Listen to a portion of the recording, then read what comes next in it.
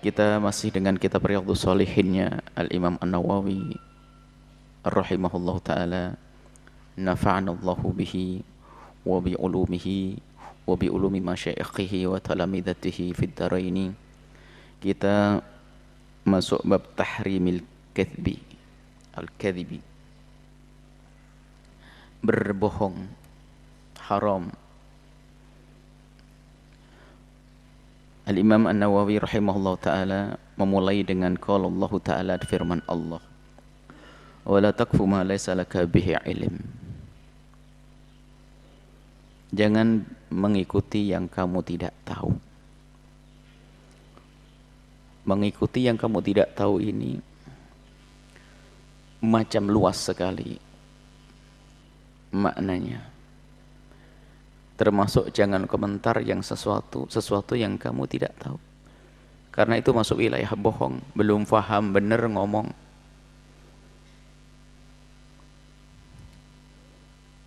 Apalagi di zaman ini adalah zaman begitu mudahnya berita kita terima dari sana sini. Apalagi sekelas-kelas santri, sekelas-kelas ustadz, sekelas-kelas pembimbing yang harus disampaikan di majelis-majelis yang harus benar-benar sesuatu yang sudah dicek kembali kebenarannya. Ini berkenaan dengan urusan-urusan kemasyarakatan. Tentunya itu dimulai dengan urusan-urusan ilmiah. Urusan kepada ilmunya, dengan ilmunya dan dengan Allah, amanat. Dan juga jangan mudah mengikuti omongan orang yang kita juga belum tahu tentang kebenarannya. Nanti masuk wilayah dosa, bohong, bahkan menyebarkan bohong, hoax atau hoax.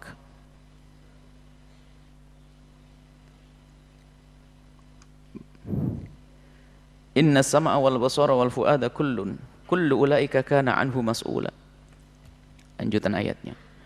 Matamu akan ditanya, kau gunakan untuk apa? Hatimu yang selalu bergolak di hatimu itu apa? Kebencian, dengki, dendam, permusuhan. Dan akan ditanya oleh Allah semuanya. Dan Imam Nawawi menghadirkan firman Allah juga, wa may yalfidu min qaulin illa ladaihi raqibun atidun. Tidak ada seorang hamba mengucapkan lafaz kalimat apapun kecuali telah disiapkan oleh Allah malaikat yang melazimi kita dan akan selalu menyertai kita, malaikat yang punya sifat raqibun atid. Raqib selalu meraqabah kita, memantau kita, mencatat amal kita. Atidun yang tidak pernah meninggalkan kita. Allah Maha tahu, akan tapi Maha kuasa Allah ingin menampakkan kebesarannya dengan cara semacam ini. Dan juga pendidikan untuk hamba-hambanya agar ngerti makna manajemen juga. Allah mengetahui semuanya, tanpa malaikat pun Allah tahu. Tapi agar semakin kita ini berhati-hati di dalam melangkah, mengerjakan sesuatu. Karena Allah melihat dan juga malaikat mencatat itu semuanya. Maka dusta ini, apa hubungannya firman Allah ini dengan dusta? Imam Nawawi menghadirkannya apa? Dusta ini kan kita sembunyikan, manusia nggak tahu. Kalau kita berdusta itu tidak semua manusia tahu, bahkan mungkin dia percaya dengan bohongnya kita, naudzubillah. Tapi Allah Maha tahu ini. Jadi munasabahnya dengan firman Allah ini adalah Allah Maha tahu. Biarpun kita berdusta dan sukses dengan dusta kita, bohong kita sukses, tapi Allah tahu. Allah Maha tahu dan malaikat mencatat. Malaikat tidak bisa dibohongi.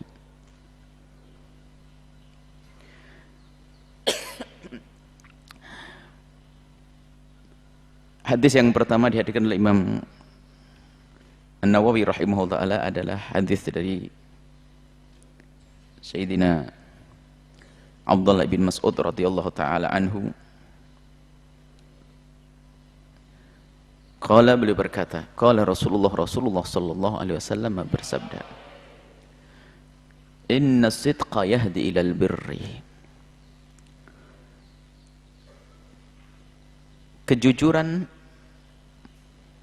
akan menghantarkan, menunjukkan ilal birri, kepada kebaikan. Bir maknanya luas, kebaikan yang sangat luas, bukan sekedar Salat, sujud, ruku, bukan puasa, bukan, lebih luas. Wa innal birra, dan sungguh kebaikan itu adalah yahdi, akan menghantarkan, menuju, membawa ilal jannati, ke surga. Wa innar rajula, dan sungguh seorang laki-laki, maksudnya bukan seorang laki-laki saja, perempuan juga masuk di dalamnya. Seseorang la yasduku, akan benar dalam bertutur kata, dalam berperilaku, hatta yuktab indallahi siddiqa, sehingga akan ditulis, dicatat sebagai orang yang siddiqa, itu yang menjadikan kejujuran sudah mendarah daging. Kalau shadiqa, jujur, besok bisa bohong. Tapi kalau siddiq, sudah mantap, paten kejujurannya.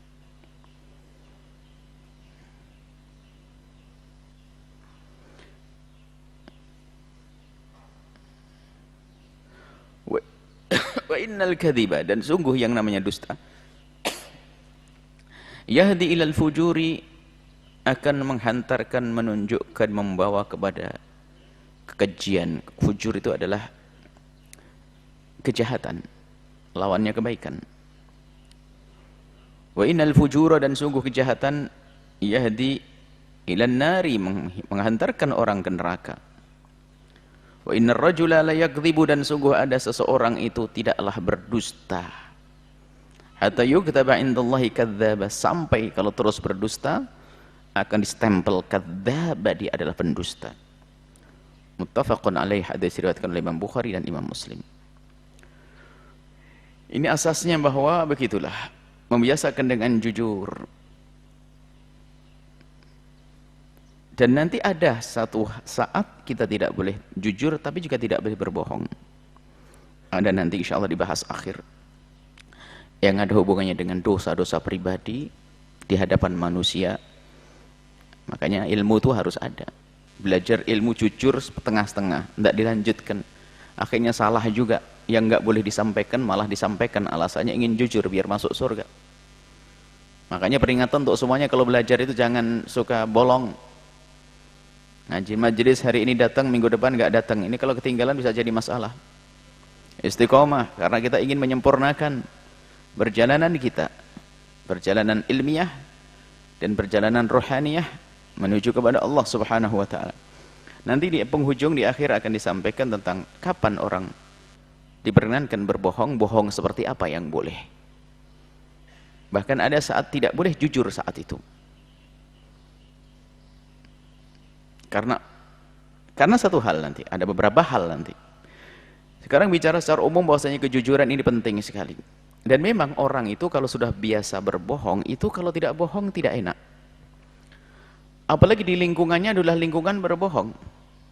Anaknya mendengar ayahnya telepon, padahal ayahnya nggak mau kemana-mana. Telepon sama kawannya, aduh jangan kesini ya, insya Allah ini saya sudah siap-siap mau pergi nih.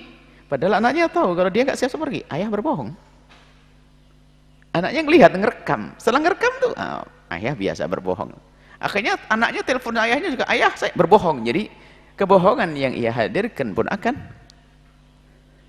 menjadikan dia akan mudah dibohongi juga. Karena orang tahu dia pembohong. Anaknya tahu. Ayahnya bohong waktu telepon, ibunya berbohong. Karena ibunya berbohong, ayahnya berbohong, anaknya merekam. Maka nanti waktu ditelepon ayahnya ya, ayah aja kemarin berbohong, biarpun tidak diucapkan dengan lesannya, akan tapi perilakunya akan niru. Sehingga satu keluarga pembohong semuanya. Lalu bingung mana yang bisa dipercaya. Ini berbohong. Dan juga kalau orang sudah berbohong ini nggak bisa kecuali harus bohong. Na'udzubillah. Makanya dikatakan kadzdzaba, dicap sebagai pendusta itu seperti itu. Misalnya lagi keluar, dia beli gula, nggak bisa ngomong gula, beli yang lainnya, ngomong yang lainnya, ngomong biasa bohong kok. Kemana dek, kemana? Beli apa? Beli gula, padahal yang beli yang lainnya. Atau dia beli gula ngomong yang lain, jadi nggak bisa, kecuali harus berbohong. Nggak bisa, karena sudah terbiasa. Padahal itu dosa, dan itu membiasakan dia untuk berbohong, dan lebih bahaya lagi di saat terjun di dunia ilmu. Ceramah berbohong, mempelajari ilmu syariat jadi pendusta hadis, Man kadzaba alayya muta'ammidan falyatabawwa maq'adahu minan nar. Dulu ada orang yang baik sebetulnya, dia dekat kepada Allah, pengennya dekat kepada Allah, ahli ibadah, dia menghafal Quran dan sangat mencintai Al-Quran.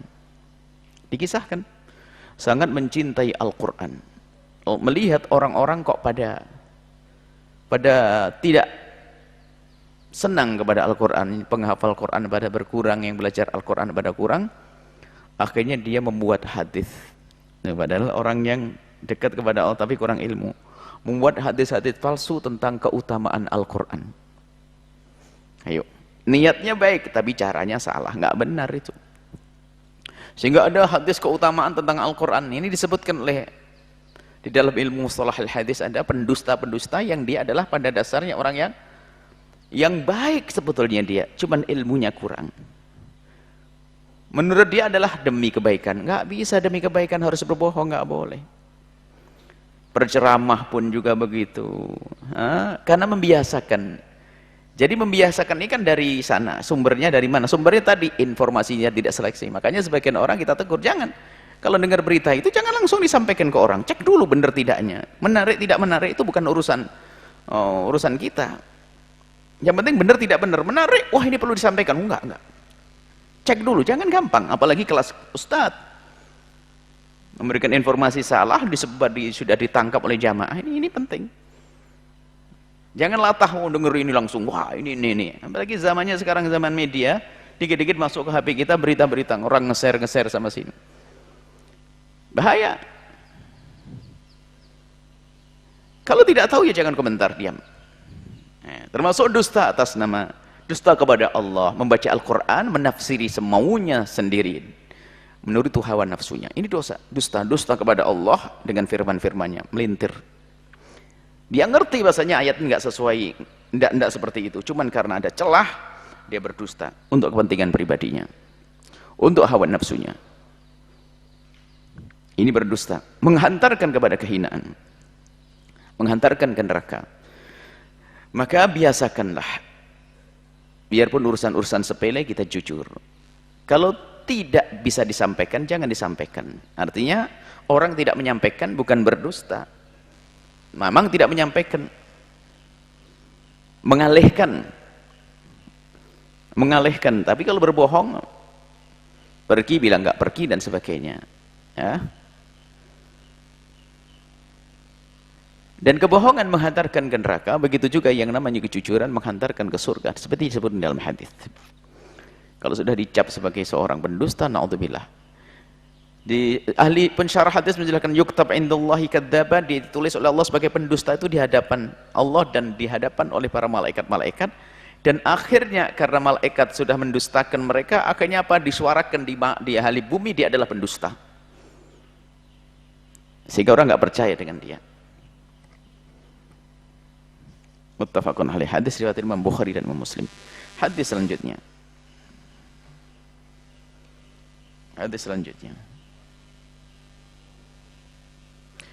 Sebelumnya ada pembagian tentang dusta, ya. Tadi dusta kepada Allah. Dusta kepada Allah di antara menyekutukan itu kan dusta besar-besaran, menyekutukan. Paling besar dosa kepada Allah menyekutukan Allah, mengatakan ada Tuhan selain Allah, berbohong. Kemudian makanya ilmu tauhid itu adalah ilmu jujur, agar kita benar di saat menyifati Allah itu seperti apa, kenali sifat-sifat Allah. Jangan menyifati Allah dengan sifat-sifat yang enggak layak, itu berdusta. Dusta kepada baginda Nabi SAW nanti disebutkan juga urusan mimpi. Mimpi dalam ayat ini hadis mimpi. Termasuk yang kemarin yang kami agak ngangkat suara di sini kepada anak-anak yang cerita tentang lihat jin, lihat ini. Ini mengundang dusta. Akhirnya nanti pada berdusta, berbohong, lihat hantu, lihat jin dan sebagainya. Jangan membuat benih-benih dusta. Ini bahaya. Dusta menghantarkan ke neraka. Hadis selanjutnya adalah An Abdullah bin Amr ibn al-As radhiyallahu taala anhuma anna Nabi sungguh bagi Nabi sallallahu alaihi wasallam qala arba'un, ada 4 hal, man kunna fihi, jika 4 itu ada pada seseorang, kana munafiqan khalisan, maka dia munafik murni dalam amalnya. Ingat, ada Pensyarah hadis menjelaskan khalisan, munafik murni dalam amalnya, urusan hati nggak boleh ikut-ikut. Amal dohirnya adalah amalnya orang munafik murni. Man kanat fihi khaslatun minhunna, kalau dia punya satu daripada 4, nggak usah punya deh untuk apa? Kita punya satu dari 4, kana fihi khaslatun min nifaqin, maka dia punya sifat-sifat kemunafikan. Hatta yada'aha, sampai ia meninggalkannya, terus nempel sifatnya orang munafik. Tapi tidak boleh kita langsung hukumi dia adalah munafik batin, urusan batin dengan Allah. Tapi munafik zahir, ya secara zahir dia munafik. Idza atumina khan, jika diberi amanat dia berkhianat. Membiasakan untuk menyampaikan amanat itu penting. Amanat itu kalau baginda Nabi adalah dengan lesan, maka bagi kita pun dari lesan itu penting.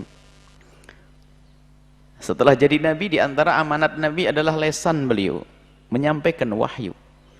Tapi sebelum Nabi jadi Nabi, amanat beliau adalah bukan urusan lesan saja, yaitu urusan amanat kejujuran di dalam menjaga hak miliknya orang lain. Baginda Nabi itu sudah diberi oleh Allah sifat amanah mulai dari beliau kecil. Dan sebetulnya itu kasih sayang Allah kepada masyarakat Arab waktu itu. Diberi mukaddimah kalau Nabi nggak pernah berbohong. Ini Allah Maha Kasih. Kaumnya Nabi diberi kasih sayang oleh Allah, diberi mukaddimah kalau Nabi Muhammad itu sebelum menjadi Nabi memang orang jujur, tidak pernah satu pun melakukan kebohongan, tidak pernah pun sekalipun dia melanggar amanatnya. Kemudian di saat mengaku Nabi sebetulnya sudah punya persiapan, karena apa? Orang ini tidak pernah berbohong, tinggal begitu. Nah, ini sifat-sifat yang ada pada Nabi sebelum Nabi diutus, sebelum Nabi menjadi Nabi. Bahkan di awal-awal Nabi mengaku mendapatkan wahyu, lalu menyampaikan kalau beliau mendapatkan wahyu, orang-orang kafir yang ada di Mekah waktu itu yang tidak menerima agama Nabi pun bukan hilang kepercayaannya. Ajibnya itu, begitu itu namanya, sudah menjadi darah daging.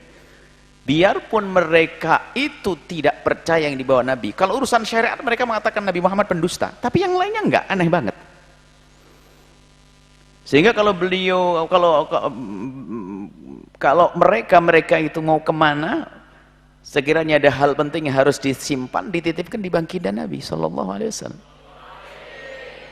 Makanya waktu Nabi Nabi hijrah bersama Sayyidina Abu Bakar As-Siddiq, baginda Nabi itu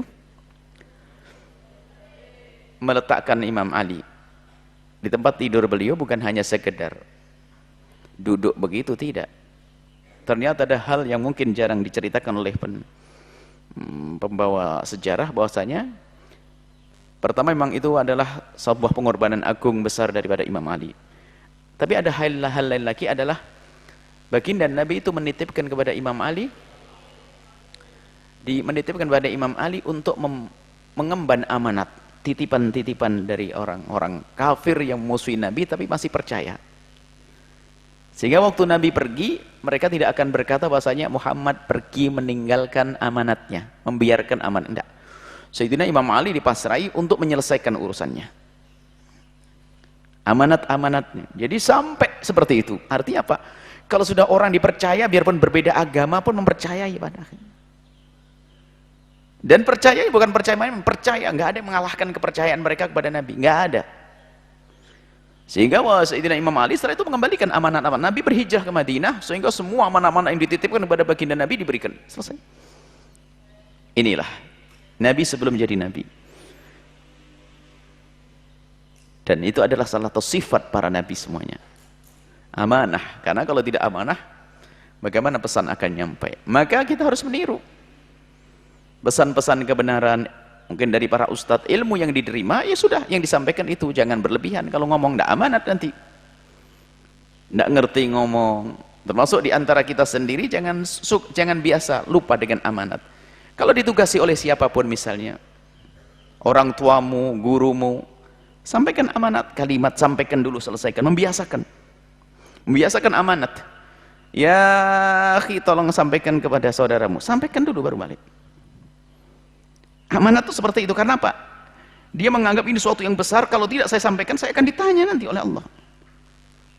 Sampaikan dulu, selesaikan, membiasakan, sehingga dia tidak akan melakukan sesuatu pekerjaan kecuali beres.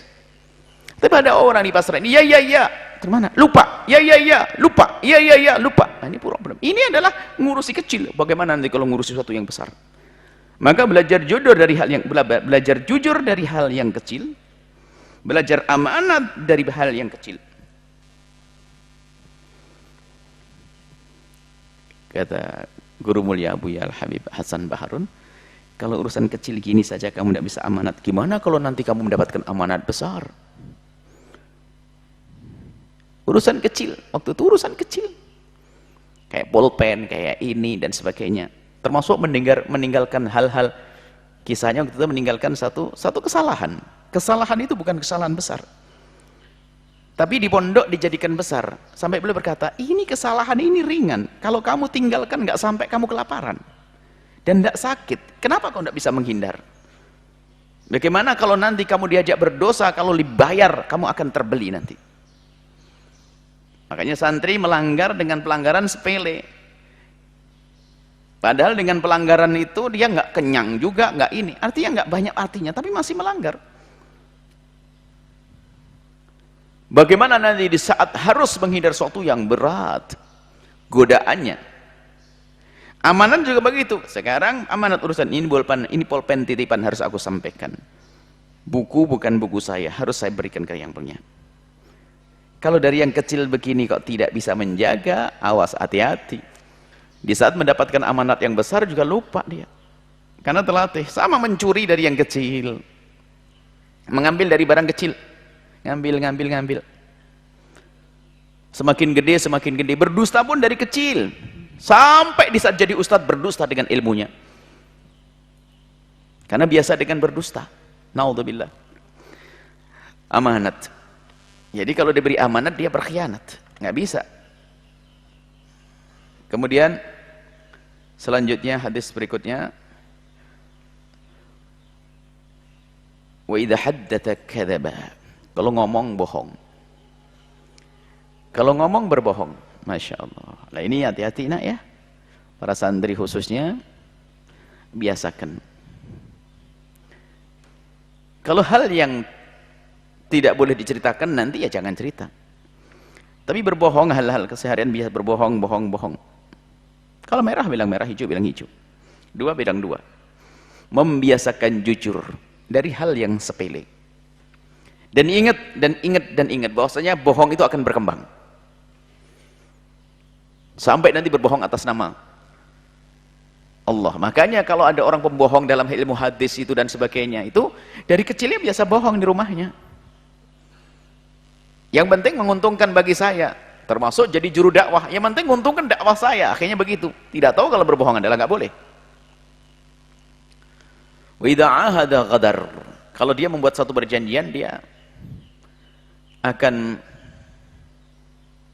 melanggar perjanjian kesepakatan. Ini adalah lebih luas lagi. Ini bukan saja kepada kaum muslim, kepada orang kafir pun nggak boleh. Misalnya salah satu dari kalian para santri atau mungkin para pemirsa pendengar ini mendapatkan amanat megang sebuah negara, lalu bekerja sama dengan negara lain dengan sebuah perjanjian, nggak boleh berbohong. Al-muslimuna ala syurutihim, perjanjian dengan seorang, kalau ingin membatalkan tuh harus ada kesepakatan baru lagi. Perjanjian itu, maka biasa merusak perjanjian ini adalah bentuk-bentuk daripada kemunafikan. Wa idza khasama fajar. Khasama, khusumah, bertikai. Bertikai itu bisa saja terjadi dalam kebenaran kok. Bertikai antara saudara dengan saudara mungkin menyelesaikan mungkin pertikaian, akan tapi jangan bertikai kecuali bil haq, dengan benar, jangan berbohong. Karena mungkin harus bertikai, misalnya apa? Kita berhadapan dengan orang yang zalim, mengambil hak kita, maka kita mengangkat suara. Kita mengangkat suara, bertikai dengan dia, tapi jangan berbohong kita demi mendapatkan hak kita juga. Demi mendapatkan sesuatu, berbohong nggak boleh. Dalam bertikai pun nggak boleh berbohong. Wa idza khasama fajar, nggak boleh zalim. Hanya ingin ngegulkan harapannya, lalu ingin menyelesaikan harapannya, lalu dia berbohong, itu adalah permasalahan besar. Muttafaqun alaihi, hadis riwayatkan oleh Imam Bukhari dan Imam Muslim. Hadis selanjutnya adalah An Ibnu Abbas radhiyallahu taala anhuma, dari Sayyidina Abdullah bin Abbas, semoga Allah senantiasa memberikan keridhaan kepada Sayyidina Abdullah dan ayahanda beliau Sayyidina Abbas radhiyallahu taala anhuma. Anin Nabi, dari baginda Nabi Muhammad sallallahu alaihi wasallam. Ini man tahallama,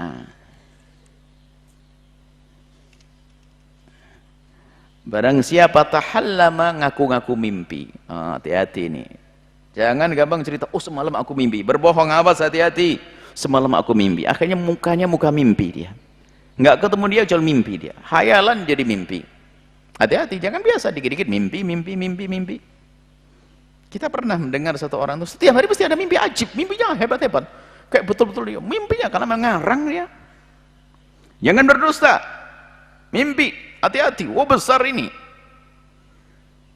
Termasuk minal kabair, ngaku mimpi itu dosa, termasuk dosa besar. Sebab catatan dosa besar ancamannya, apalagi nanti sampai mimpi ngaku ketemu Nabi dan sebagainya, wah gede banget. Mimpi biasa, nggak mimpi ngaku mimpi. Man tahallama bihulmin, yang mengaku-ngaku mimpi yang dia tidak bermimpi, lam yarahu, yang tidak ia lihat, maksudnya kullifa, akan dipaksa nanti, ayakida baina syairataini walan yaf'al, akan dipaksa untuk mengikat nanti di akhirat dua ujung rambut, dua rambut suruh ngikat, nggak akan bisa. Bukan maknanya mengikat itu, ngikat bukan hukuman. Orang ngikat rambut bukan hukuman biasa, akan tapi maksudnya apa? Hukumannya itu terus menerus, panjang sekali, sampai dikatakan para pensyarah hadis hukumannya panjang, artinya dosa besar. Hati-hati, semalam saya mimpi. Makanya kalau sudah ada orang cerita mimpi itu deg-degan saya itu, ini benar atau tidak. Kalau benar ya, kalau enggak berbohong dia. Makanya ini nggak ada main-main mimpi. Apalagi aku mimpi ketemu Rasulullah sallallahu alaihi wasallam, dosanya besar banget ngaku Nabi. Makanya berangkat dari tadi, kalau biasa bohong kecil, nanti jadi ustadz pun ya mimpi, ngaku mimpi Nabi, biar dihormati sama orang karena dia ahli mimpi, dia dikit-dikit mimpi Rasulullah. Hati-hati, berbohong atas nama Nabi, double nih dosanya. Karena mimpi, bahkan dikatakan mimpi ini adalah termasuk ngaku mimpi ini dosanya dosa gede, dosanya kepada Allah.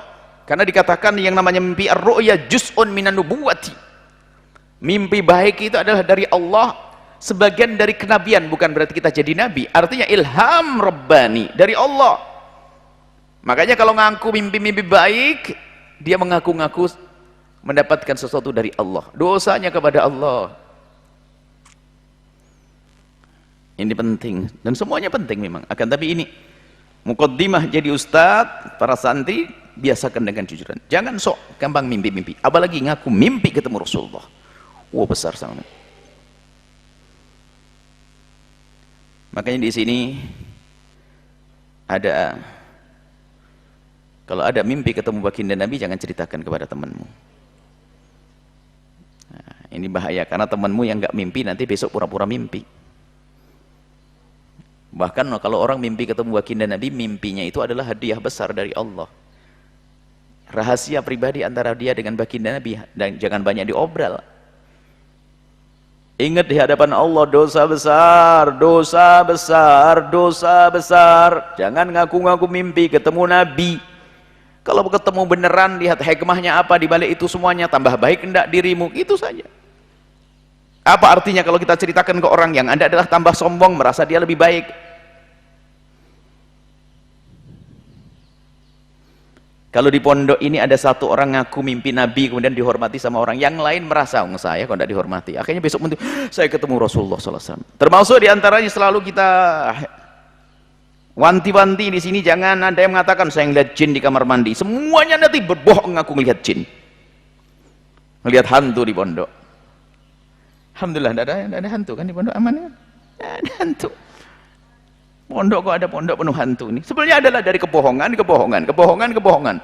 Anak kecil mau ke kamar mandi ketakutan, gak ada yang nganterin. Paling enak agar dianterin jerit, ada hantu. Bohong dia. Makanya hati-hati. Berbohong ini macam-macam. Mengaku Nabi berbohong. Mimpi biasa saja nggak boleh ini. Berbohong. Innalillah ya. Kalau ngaku-ngaku mimpi, makanya hati-hati kamu. Kalau tidak mimpi benar, nggak perlu diceritakan. Dan nanti ada kaidahnya, mimpi apa yang harus diceritakan dan mana yang tidak boleh. Mimpi ada dua, mimpi jelek jangan ceritakan kepada siapapun. Kalau mimpi baik, ceritakan kepada orang yang mencintaimu, yang kau duga mencintaimu dan baik kepadamu. Karena mimpi baik adalah dari Allah, bisa jadi itu akan terwujud. Kalau kau ceritakan kepada orang yang hasud kepadamu, akan dihalangi itu semuanya. Atau bahkan ditakwil dengan takwil yang jelek, akan jadi jelek. Mimpi, maka jangan gampang cerita kepada orang mimpi, nggak ada mimpi, alam nyata.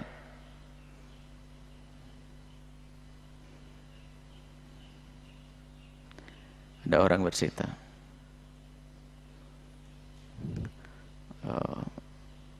cerita bahasanya semalam alhamdulillah saya mimpi ketemu ustadz, gurunya. Saya mimpi ketemu ustadz saya, padahal dia belajar di situ. Dia belajar mondok begini, tiba-tiba mimpi. Saya mimpi ketemu ustadz, kemudian ustadz ngasih tahu ke saya harus melakukan ini. Terus kamu amalkan? Ya saya lakukan.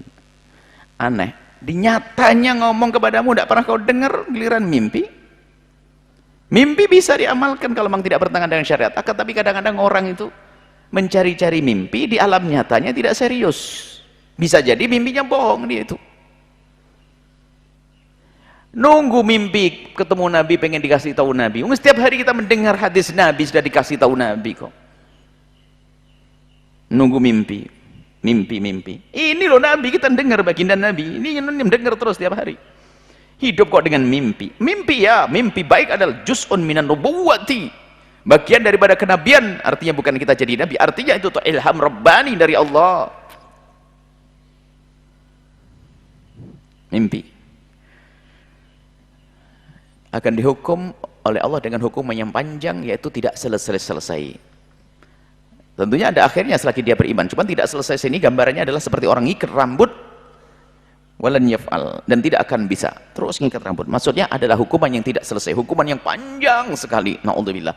Berarti ini dosa besar. Takut yang biasa berbohong deh. Santri jangan, makanya kadang-kadang santri ketemu saya mimpi. Ya saya mimpi lagi, awas hati-hati. Kalau benar, kalau tidak baik, kalau tidak benar kamu akan berbahaya untuk kamu.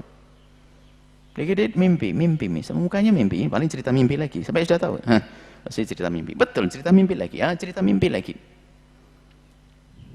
Khawatir biasa dengan khayalan jadi mimpi. Dia mau khayal kayak mimpi. Wa min istama'a ila hadithi qaumin wa hum lahu karihuna. Subba fi udunihi al-anuku yaumal qiyamati. Kalau ada orang mencuri dengar dari seseorang atau dari sekelompok orang, lalu mereka tidak senang, maka akan dituangkan di telinganya adalah timah panas yang timah itu gambarannya menggambarkan siksa. Timah itu kan beku. Dia tidak akan bisa menjadi lebur atau cair kecuali dengan panas yang sangat panas. Kalau air mendidih 100 derajat sudah mendidih, tapi kalau timah tidak akan bisa lebur menjadi air, seperti lembut, kecuali sudah dengan panas yang dituangkan di telinga. Maksudnya hukuman yang sangat berat. Makanya jangan jadi orang fudul, pengen tahu ngomong sama si kelompok itu. Ada sebagian orang berkumpul adalah untuk sebuah hal yang penting. Jangan pengen tahu. Selagi tidak boleh kumpul, ya sudah. Dan jangan suudon, paling ngomongin saya. Wah ini busuk bener nih orang. Ada pengurus 4 duduk di situ. Baru ketemu saya, pasti ngomongin saya. Wah ini santri nggak bener tuh. Memang yang diurusi kamu tok di pondok ini. Kok santri jelek banget, kalau ada pengurus kumpul pasti saya itu, pasti saya. Oh pantas dia memang orang jelek begitu, anak santri begitu. Kok suudon banget. Perkumpulan sekelompok orang selagi tidak mengizinkan kita berkumpul nggak boleh. Bahkan fitnah kita masuk tiba-tiba. Kalau kita mantuk ada berorang izin, kalau masuk minta izin. Ya akhi, boleh saya bergabung? Boleh saya bergabung? Minta izin dong, adab. Itu kan pendidikan dari Nabi SAW. وَمَنْ صَوَّرَ سُورَةً عُذِّبَ وَكُلِّفَ أَنْ يَنْفُخَ فِيهَا الرُّوحَ وَلَيْسَ بِنَافِخٍ. Ada orang sawwara suratan, menggambar. Di sini gambar bukan gambar lukis begini. Maka urusan gambar babnya sendiri, fikihnya fikih sendiri, yang bahwasanya menggambar itu ada 5. Pertama, menggambar yang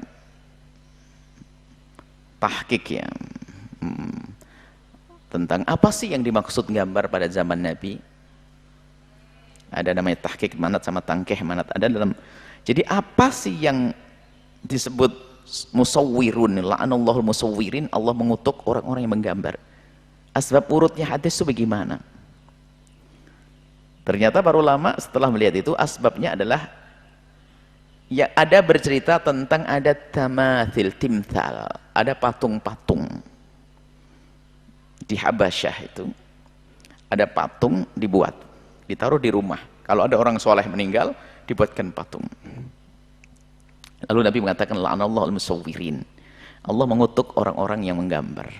Makanya nanti ini yang pertama adalah yang mutlak haram, tidak ada tawar, adalah gambar-gambar yang berbentuk semacam patung. Bahannya macam-macam, boleh kayu, boleh plastik, boleh yang lainnya. Gambar-gambar berbentuk yang bernyawa, gambar bernyawa yang berbentuk, ini haram. Pembuatnya adalah yang terkutuk. Dan ini kami sampaikan kepada saudara-saudari kita kaum muslimin yang di daerah-daerah itu, mereka punya kerjaan membuat patung-patung. Kami yakin mereka bukan ingin menantang Allah, karena belum nyampe pesan-pesan semacam ini. Bahkan kita melihat ditaruh di antara, kan ada pembatas jalan itu, jalan kiri kanan begitu, di daerah di sepanjang perjalanan ini ada orang meletakkan patung-patung. Rupanya dia sambil mempromosikan barang yang akan dijual, tinggal menerima pesanan. Tolong ambil pekerjaan yang lain wahai saudaraku. Itu tidak diperkenankan membuat patung itu, baik akan disembah atau tidak akan disembah. Dan termasuk dosa besar, hukumannya adalah nanti suruh meniupkan ruh, dan tidak akan bisa. Ini sama dengan tadi mengikat rambut tadi apa? Ini bukan menyembah ya, membuat patung saja. Nanti seperti tadi orang yang mengaku-ngaku mimpi, suruh mengikat rambut tapi tidak akan bisa mengikat. Maksudnya hukuman yang panjang. Sama membuat patung, minal kabair, termasuk dosa besar. Akan dihukum oleh Allah suruh meniupkan ruh dan tidak bisa niup. Akhirnya dihukum suruh niup ruh, nggak bisa niup. Maksudnya hukumannya panjang. Ini yang disepakati, yang tidak boleh adalah patung atau yang berbentuk binatang, gambar bernyawa yang berbentuk. Yang kedua yang disepakati kehalalannya adalah gambar yang tak bernyawa biarpun berbentuk. Pohon, membuat pohon, patung pohon enggak haram karena tidak bernyawa. Kita tidak disuruh meniupkan roh nanti. Yang ketiga adalah dari gambar yang bernyawa tapi tak berbentuk. Lukisan. Maka ini khilaf besar. Lebih baik berhati-hati. Kebanyakan ulama mengatakan selagi bernyawa ini adalah haram. Tapi sebagian mengatakan tidak sampai derajat haram karena tidak berbentuk. Lukisan. Melukis yang bernyawa. Maksudnya lukisan bernyawa. Lukisan bernyawa kebanyakan mengatakan itu adalah haram. Nah, lukisan yang tidak, yang adalah tidak diperkenankan. Kebanyakan ulama mengatakan lukisan yang bernyawa haram tadi, sudah selesai. Tapi sebagian ada, maka dari itu kita tidak perlu keras-keras kalau mungkin melihat lukisan, asalkan terhormat, gambar-gambar yang terhormat, bukan mohon maaf gambar gambar kotor, gambar muka aurat dan sebagainya. Kita harus lembut di dalam mengingatkan. Kan juga ada pendapat dalam hal ini. Tidak perlu langsung kita hukumi, wah ini haram, marah-marah, tidak. Karena dalam hal ini ada khilaf, yaitu gambar bernyawa, lukisan bernyawa yang tidak berbentuk. Yang keempat adalah bukan bentuk lukisan tapi fotografi. Selagi tidak mengundang syahwat, ini membangkitkan syahwat atau aurat yang dibuka, maka lukisan di sini adalah sangat berbeda dengan sebelumnya. Memang di sini kebalikan daripada tadi lukisan. Fotografi kebalikan dari lukisan. Fotografi adalah kebanyakan ulama mengatakan tidak apa-apa. Hanya ada sebagian ulama, kita temukan ulama dari India dan sebagainya, sangat keras dalam urusan foto sekalipun sah pendapat itu. Karena apa? Di negerinya sana ada orang itu yang menyembah, keyakinan mereka yang menyembah dewa-dewi itu, kalau pergi kemana membawa fotonya. Kalau tidak bisa membawa patung, bawa foto. Maka untuk menghapus daripada kebiasaan ini, khawatir masih ada sisa-sisa penyembahan berhala, maka foto diharamkan. Ada sah. Yang mengharamkan fotografi adalah diterima. Cuman kebanyakan ulama mengatakan fotografi itu bukan termasuk yang jenis tadi mengada-ngada, enggak. Karena fotografi itu adalah seperti cermin, menyimpan sesuatu gambar dalam bentuk. Orangnya ada, kita bukan mengarang kok. Si fulan di foto ini jadinya. Asalkan betul adanya. Maka fotografi adalah kebanyakan mengatakan diperkenankan, asalkan itu dengan catatan. Tujuannya adalah untuk kebaikan, bukan naudzubillah foto-foto yang membangkitkan syahwat, buka aurat, naudzubillah, bukan itu. Foto normal, fotomu, foto ini anak-anak santri pakai baju putih bagus-bagus begini. Yang kelima adalah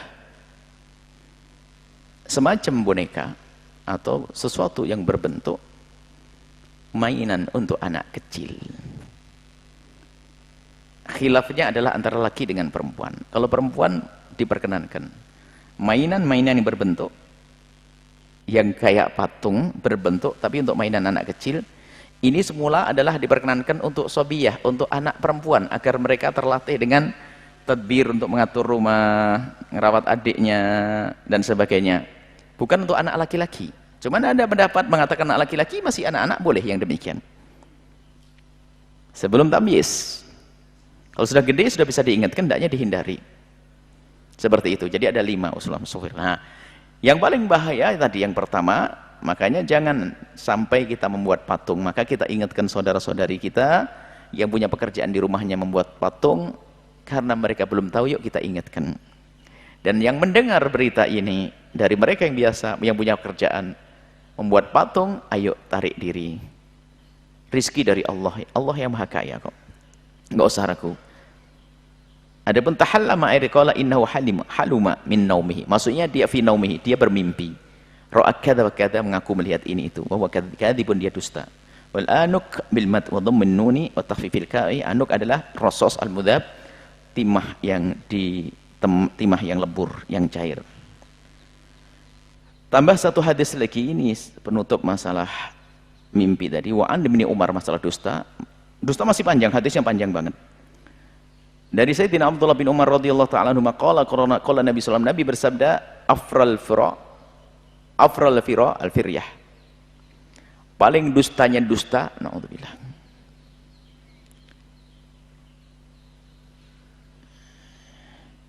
Ayyuriyar rajulu 'ainaihi ma lam taraya. Ngaku-ngaku mimpi. Ngaku-ngaku melihat yang tidak pernah dilihat oleh matanya. Yaitu ngaku-ngaku mimpi. Ini dusta yang sangat berat. Apalagi kok tadi kita sebutkan ngaku mimpi Rasulullah. Dan yang biasa yang diuji dengan ngaku mimpi Rasulullah tadi biasanya justru bukan kalangan orang awam. Orang awam nggak terlalu banyak kepentingan dalam hal ini. Yang punya makom, syekh, Kiai, karena apa? Biar semakin besar makomnya. Ngaku mimpi. Setiap malam Senin ketemu Nabi Muhammad, setiap malam Jumat. Kalau memang dia betul ketemu Nabi, antara dia dengan Rasulullah kok. Nggak perlu disampaikan ke siapa-siapa. Sangat pribadi. Kan itu pertemuan cinta dengan baginda Nabi. Mestinya sangat pribadi, nggak akan diobral. Apalagi ngerti ancaman begini, ngapain diobral? Takut masuk wilayah dosa. Kalau benar pun ada masalah pribadi. Dan lebih dari itu, kalau disebarkan itu mengundang orang lain berdusta. Lah kalau sudah kiainya setiap hari ngomong setiap malam Jumat ketemu Rasulullah, berarti kan menganggap ini adalah cara baik, cara tercepat untuk dihormati sama orang. Akhirnya yang satu lagi muridnya juga mimpi, sudah miru loh. Wah, ya. Yang lain mikir, ini padahal dia nggak pintar-pintar amat, bahlulnya iya. Cuman gara-gara ngaku mimpi ketemu Rasulullah kok semuanya pada kalau anu minta doa ke dia. Wah, kacau dong, saya lebih pintar dari dia. Malam-malam jam 1, nangis kenapa? Mimpi Rasulullah. Bohong. Hati-hati, nular itu kebohongan itu. Kalau dimulai dari guru, muridnya bohong semuanya. Gimana akan sampai ke surga Allah, mendapatkan kemuliaan? Dustanya atas nama Nabi. Rahul Bukhari. Wa maknahu, maknanya yaqulu ra'aitu fima lam yarahu. Ra'aitu, aku melihat, aku bermimpi yang tidak pernah dilihat. Berbohong, ini saja. Semoga Allah menjauhkan kita dari dusta, dari berbohong, dan Allah menjauhkan kita, menghindarkan, menjaga kita dari nukil-nukil berita bohong. Wallahu a'lam bishawab.